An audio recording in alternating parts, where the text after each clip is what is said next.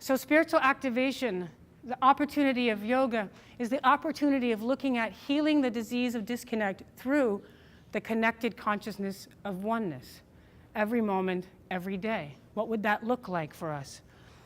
What would it look like to look at ourselves as holistic health practitioners? And that's actually what I tell people when they say, do you call yourself an activist? What do you call yourself? I'm like, well, I'm not so good with labels. But if you got to call me something, call me a holistic health practitioner. Because that's actually what I'm committed to. I'm actually committed to the best of my ability, bringing forth health, wellness, vitality, love, peace, joy, integrity every moment of every day.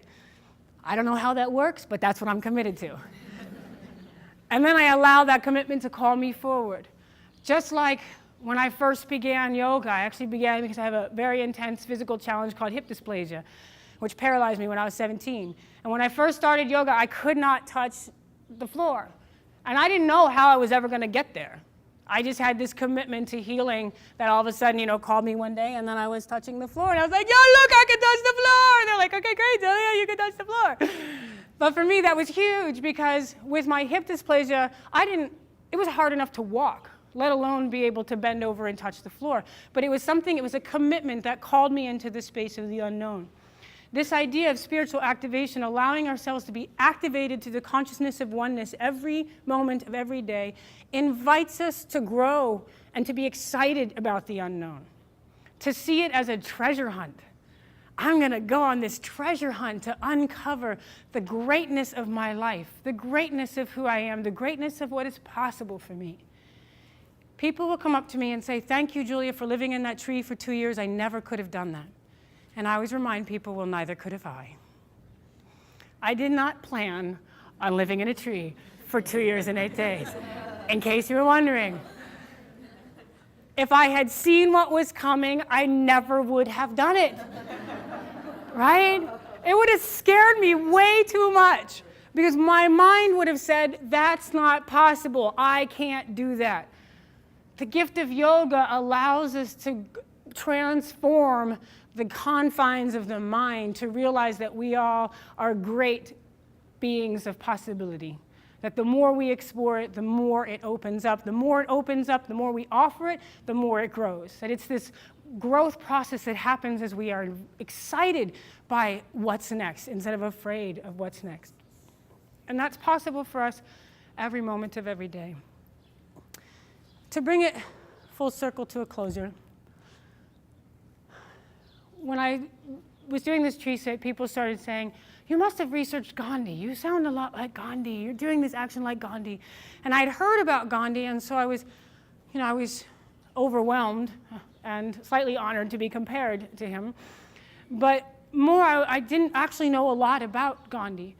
And people were saying, well, you're doing this great action of nonviolence. And even though I didn't know much about it, I didn't really like the word nonviolence.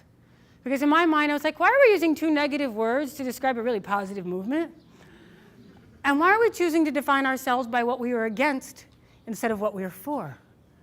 And so nonviolent didn't quite work for me. And I'm not downplaying that word and its importance in movement history, but I felt there was something deeper that ahimsa must truly mean. That ahimsa, if such a great movement could come from this concept called ahimsa, it had to be more than just 2 negative words that defined what they were against. I just knew there had to be more. So I asked people, send me books, send me whatever you got on Gandhi. I want to read it. Whether somebody else wrote it or he wrote it, I want to read it. And I was reading, and through my reading uncovered a more clear definition, description, container for what ahimsa is. And it's so much more empowering. That this definition that came through my reading is a clearer, more honoring way of ahimsa is to live so fully and presently in love that there is no room for anything else to exist. I love saying that because every time I do, I get goosebumps and I get present to our power as individuals and as a collective to make the difference we're committed to making.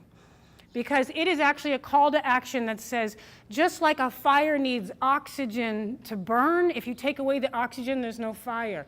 Our world is on fire right now. This definition of ahimsa is actually a call for us to fill up our lives and the world around us with so much love that anything but love can't actually exist in the space with us.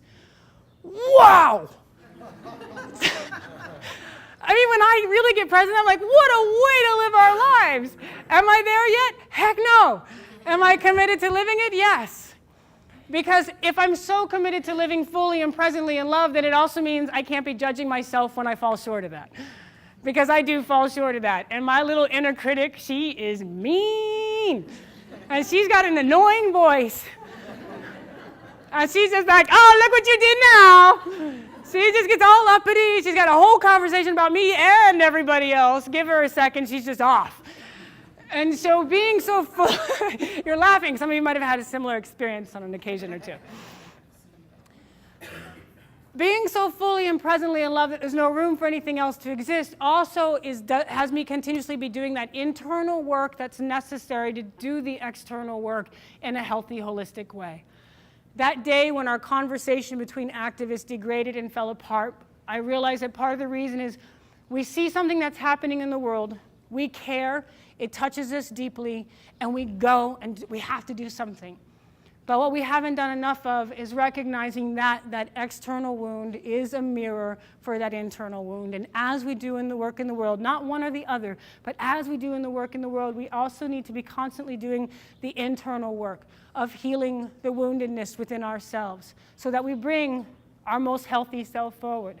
And knowing that some days are going to be better than others and having grace for the journey, but also having a commitment to not running from or shutting down from or even plowing through the fear, the overwhelm, the anger, the frustration, but rather embracing it, breathing into it, and seeing what opens up for ourselves, and then seeing how we can then offer that in service to the world. And finally, I'll bring it to the practical. But first, I'm running out of water, so I'm going to take my lid off and just drink. Thanks. And I don't need a plastic cup, thank you. Because that's what I'm about to talk about, but thank you so much.